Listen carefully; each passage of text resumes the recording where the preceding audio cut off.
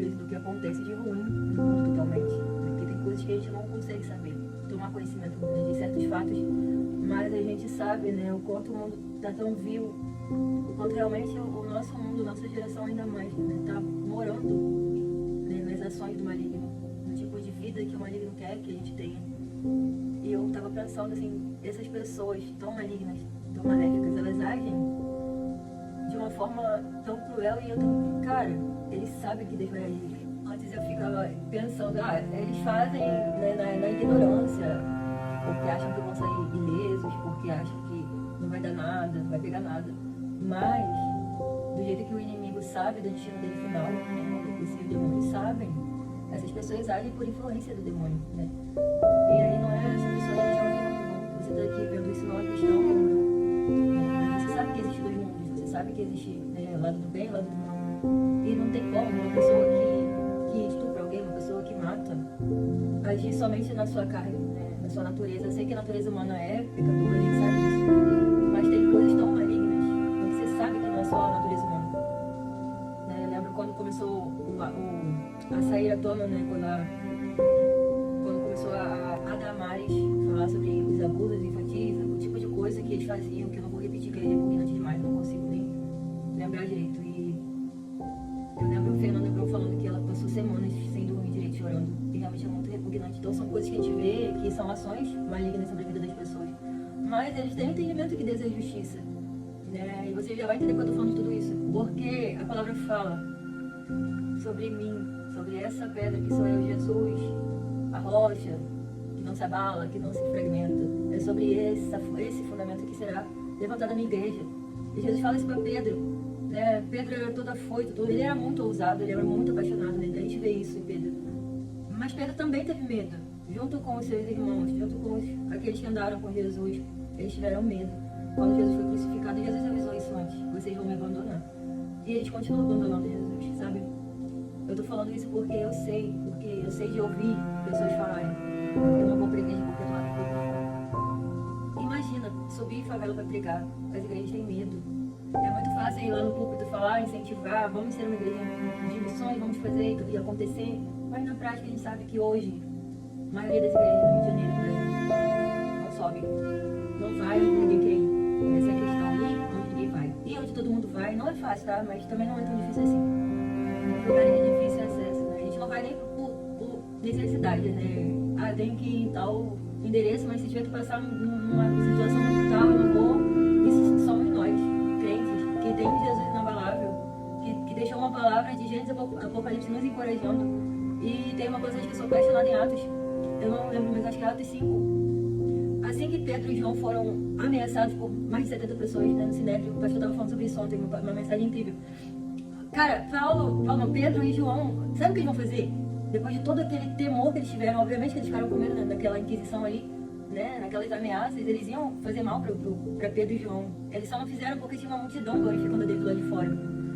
Cara, eles vão pedir coragem a Deus para continuar pregando, para continuar levando Jesus, para continuar obedecendo, porque eles entendiam que é obediência, que Jesus não pediu: olha, vocês serão minha testemunha, vocês serão minha testemunha. Eu não estou pedindo não, vocês serão, porque vocês andaram comigo. E aí a igreja de hoje tem medo de bandido, pelo amor de Deus. Cara, isso me deixa tão indignado. Você não querer fazer porque você tem uma vida para cuidar, porque você quer viver esse mundo aqui até gastar todo o seu dinheiro, ou você não quer morrer porque você tem tanto dinheiro que você precisa gastar infinitamente. Porque se você não sabe, esse é o plano dos mais poderosos do mundo. A gente tem coisas acontecendo que se a gente fala, a gente é louco, de verdade. Né? Existe vampirismo. E esse é um dos maiores motivos para que desapareçam crianças no mundo. Né? Eles realmente se alimentam, entre aspas, de sangue. Né? Na ciência existem muitas possibilidades que a gente que é leigo provavelmente nem sabe, nem vai saber. Mas há um movimento para criar uma imortalidade. Né? Existe isso, gente. São dados. Se você pesquisar em revistas, né, lá de fora, o Brasil não fala nem quem é a podridão daqui de dentro, o que sabe falar de lá de fora. Mas há um movimento mundial para que as pessoas não precisem morrer. Porque elas são tão podres de ricas que elas não querem morrer, porque elas querem desfrutar do seu dinheiro. Mas não que essas pessoas não sabem que existe algo maior que vai reagir a toda essa malignidade. É sobre isso o ponto aqui. Eles sabem e deixa tudo muito pior. Porque você agir com coisas ruins, malignamente, sabendo que vai ser cobrado, chega a ser muito pior. Gente, quem não sabe quem é Deus, Quem não sabe o que ele faz, o que ele fez, ele abriu o mar vermelho, não foi Moisés. Ele resgatou o povo do Egito, não foi Moisés. Ele lutou pelo povo de Israel o tempo todo. Era através da oração do povo, do clamor, de braços levantados. E quando cansavam, se juntavam para levantar os braços, para que Deus operasse, para que Deus ganhasse as guerras. Sabe? E é por isso que eu creio piamente no que Zacarias vai dizer em relação a Jerusalém, porque eles já perderam a fé, o temor. Né? Na verdade, é até por isso que Jesus não veio ainda, porque há uma promessa. Quando os judeus receberem Jesus, o Messias, como o Messias que ele é, aí sim ele vem. Mas para isso eles vão precisar ser humilhados. E é assim na nossa vida. Como cristãos, né? Infelizmente tem crente que só vai na igreja, sabe? Mas precisa passar por coisas humilhantes para entender quem Deus é, para ter uma revelação particular da soberania de Deus, porque Deus é soberano, ele age do jeito que ele quer, ele faz o que ele quer, ele não depende da minha e da sua vontade para agir. Ele se inclina para nos ouvir, ele deseja que a gente o incomode. Eu já vi alguém falando, poxa, eu não peço as coisas para Deus porque a gente já tem tanta coisa para fazer. Então, Deus ele gosta quando a gente se deixa vulnerável para ele, porque foi isso que Jesus fez, ele se tornou um bebê vulnerável, mesmo sendo Deus. Ele continuou sendo Deus, gente, aqui na Terra. Ele deu a cara para bater, ele deu a cara para cuspir, mas ele é Deus, ele nunca deixou de ser Deus. E você acha que o inimigo, sendo abusado do jeito que é, ele usa pessoas e as pessoas não sabem, né, no que vai dar e sabem, porque isso deixa tudo muito mais nojento. Né? Eu queria terminar, se eu falo, porque já está muito grande isso aqui. Cara, Pedro e João te pediram coragem, ousadia para pregar. E eu te aconselho a começar a orar dessa forma, porque ele não vai cobrar o que ele te mandou fazer para mim. Ele não vai cobrar a você o que ele me mandou fazer. E tudo começa orando. Isso aqui é um simples bilhete.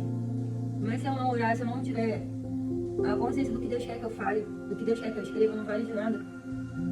Se não tiver amor, nada adianta. E quem é o amor senão Jesus Cristo? É o que nos move. O Senhor é um Deus de movimentação. E ele se move em amor.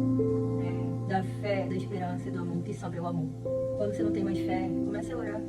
Porque a Bíblia também fala que a fé vem dele. Eu não posso colocar minha fé em você. Nenhuma fagulha de fé. Eu não posso. Mas Deus é que faz isso. Que a gente comece a realmente desejar ser corajoso. Porque isso é possível. Desejar ter sabedoria. Porque é o que a Bíblia fala. Jesus, ele dá. Ele ama dar sabedoria. Ele ama nos encher de dons, de instrumentalidade na sua área. Porque eu creio que tudo que a gente faz, tudo que ele já me deu, vem dele. Tudo vem dele. Tudo de bom vem dele. Se você tem algo de bom, vem dele. Não vem de você. Desculpa te frustrar. Igreja, comece a orar com coragem. Não vai melhorar, gente. Não vai ficar mais fácil de brigar. Cada dia vai ter mais bandido nas favelas. Cada dia vai ter mais bandido nas esquinas. Eles também precisam lutar. Você é o inimigo, assim, que a gente anda. Porque o teu pecado não é menor que o dele, não. Você que está se iludindo. Você também não merecia, mas Jesus te achou através de alguém. Comece a orar.